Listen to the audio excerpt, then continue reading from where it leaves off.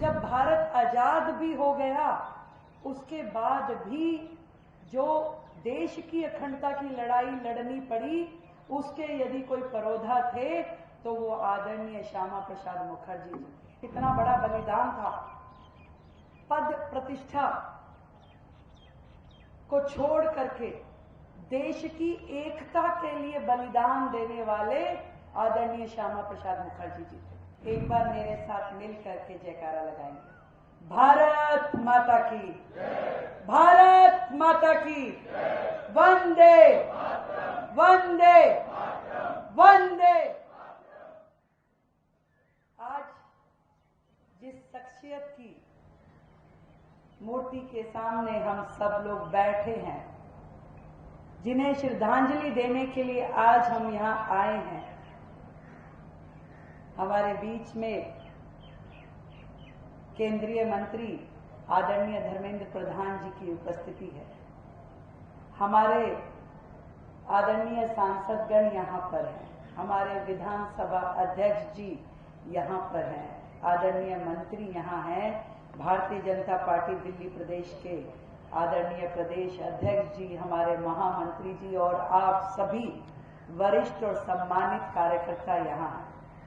वो शख्सियत जिसने राष्ट्र की एकता और अखंडता की लड़ाई शुरू करी। एक दौर था जब भारत को स्वतंत्र कराने के लिए लाखों स्वतंत्रता सेनानियों ने प्राण गंवाए और जीवन का संघर्ष किया। और उसके बाद जब भारत आजाद भी हो गया, उसके बाद भी जो देश की अखंडता की लड़ाई लड़नी पड़ी, उसके यदि कोई परोधा थे तो वो आदरणीय श्यामा प्रसाद मुखर्जी जी थे, जिन्होंने सिंह गर्जना में जब कहा कि एक देश में एक विधान, एक संविधान ही होगा, दो विधान दो संविधान नहीं चलेंगे, जिन्होंने ये जयकारा दिया कि ये कश्मीर हमारा है, और तत्कालिक सरकारों ने कभी इस और ध्यान नहीं दिया।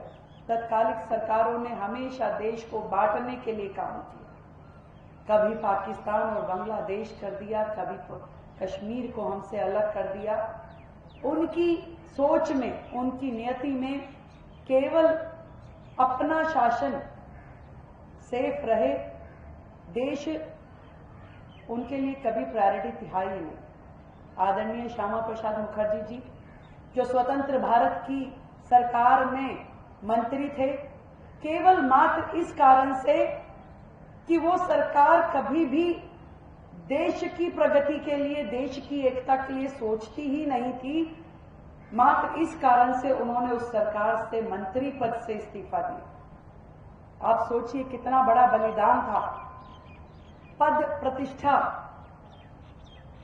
को छोड़ करके देश की एकता के लिए बलिदान देने वाले आदरणीय श्यामा प्रसाद मुखर्जी जी थे, जिन्होंने धारा 370 का विरोध किया, कहा कि भारत का अभिन्न अंग है कश्मीर, उसको इस तरीके से अलग थलग नहीं किया जा सकता।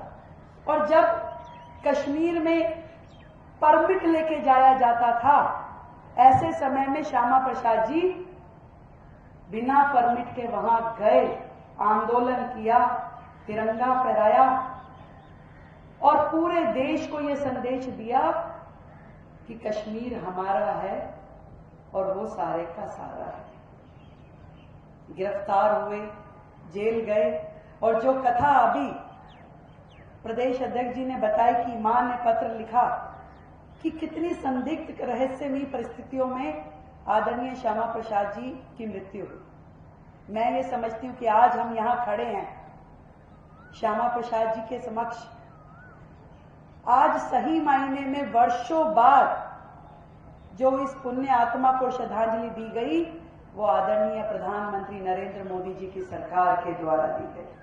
जब धारा 370 देश से हटाई गई, ऐसा साहसिक कार्य, ऐसा निर्णय लेने वाली सरकार सच मायने में श्यामा प्रसाद जी के चरणों में वही पुष्पांजलि है। और मैं आज राज्य की मुख्यमंत्री होने के नाते भी उनके चरणों में पुष्पांजलि देते हुए यही कहना चाहती हूँ कि उनके दिखाए हुए रास्ते पे उनकी दी हुई शिक्षाओं को लगातार देश में और जनता के बीच में पहुंचाने के काम कि राष्ट्र सर्वोपरि, उसके बाद कुछ भी आएगा। तो राष्ट्र की एकता अखंडता के लिए हर व्यक्ति, हर नागरिक, हर सरकार की जो जिम्मेदारी है उसे निभाने का जो संकल्प हम सब ने लिया है, आज फिर इसको हम अपने अंदर दोबारा से संकल्प लेते हैं कि हम हमेशा राष्ट्र की एकता और अखंडता के लिए जिएंगे और राष्ट्र की एकता और अखंडता के लिए ही प्राण निछावर करेंगे।